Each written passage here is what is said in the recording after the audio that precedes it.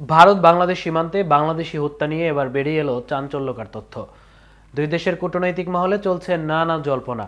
সীমান্ত হত্যা বন্ধে দফায় দফায় বাংলাদেশ ও ভারতের উচ্চ পর্যায়ের বৈঠকে প্রতিশ্রুতি দিলেও কথা রাখেনি ভারতীয় সীমান্তরক্ষী বাহিনী বিএসএফ।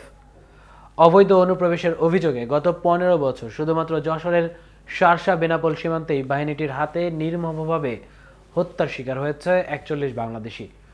এ সময় পাশবিক নির্যাতনের শিকার হয়েছেন শতাধিক যুবক। শুধু সাধারণ মানুষই নন, বিজিবির সদস্য রক্ষা পাননি বিএসএফের হাত থেকে। আরও বিস্তারিত থাকছে প্রতিবেদনে।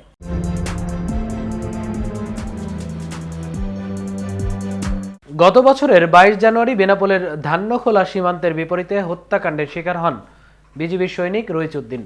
তার গ্রামের বাড়ি চাপাই নবাবগঞ্জে।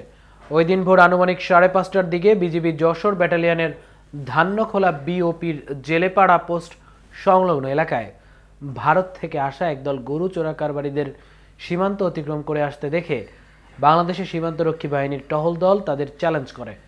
চোরা কারবারিরা তখন দৌড়ে ভারতের দিকে পালিয়ে যাওয়ার চেষ্টা করে।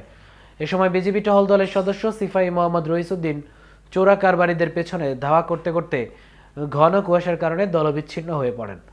প্রাথমিকভাবে তাকে খুঁজে পাওয়া না গেলেও পরবর্তীতে বিভিন্ন মাধ্যমে জানা যায় যে বিএসএফ এর গুলিতে আহত হয়ে ভারতের অভ্যন্তরে হাসপাতালে চিকিৎসাধীন রয়েছেন।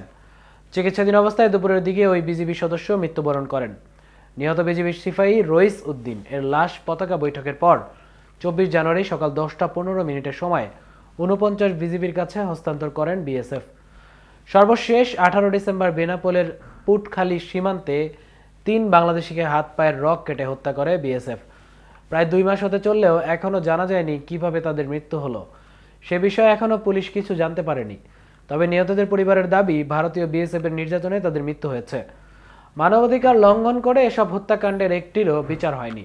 মানবাধিকার কর্মীরা বলছেন, মাথা উঁচু করে সীমান্ত হত্যার কড়া জবাব দিতে না পারলে এ ধারা অব্যাহত থাকবে। সীমান্ত সূত্রে জানা যায়, যোগাযোগ ব্যবস্থা সহজ হওয়ায় শার্শা বেনাপোল সীমান্ত পথে গবাদি পশু পাচার, আত্মীয়ের সঙ্গে দেখা বা ভালো কাজের খোঁজে দুই দেশের মানুষ সীমান্ত পারাপার করে থাকেন। এছাড়া সীমান্তের শূন্যরেখার কাছে কৃষিকাজ কিংবা মৎস্য আহরণের জন্য অনেককে সীমান্ত পথ অতিক্রম করতে হয়। ভুল করে কেউ ভারতীয় সীমান্তের কাঁটাতারের বেড়ার কাছে গেলে বা অরক্ষিত সীমান্ত সামান্য অতিক্রম করলেই শুরু হয় বিএসএফ এর পৈশাচিক আচরণ।